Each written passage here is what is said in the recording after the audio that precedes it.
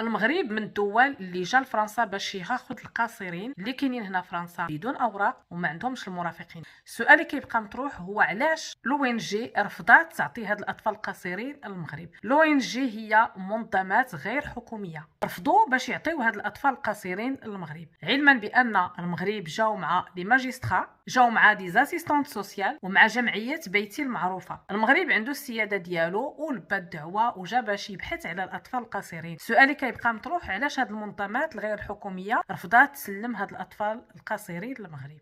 لو ان جي اولا هاد المنظمات الغير الحكوميه كتدخل في بزاف ديال القطاعات بحال الاعمال الانسانيه، بيئيه وحريه الصحافه وزيد وزيد. المغرب راه لبى الدعوه وجا باش يقلب على الاطفال القاصرين بدون مرافق، لكن هاد المنظمات الغير الحكوميه ما بغاتش تعطيهم لهم. واش عندها الحق وشنو هي السلطه اللي عندها باش ترفض تسلم هاد الاطفال القاصرين؟ واللي كيعرف شي حاجه على هاد المنظمات يقول لنا عليها.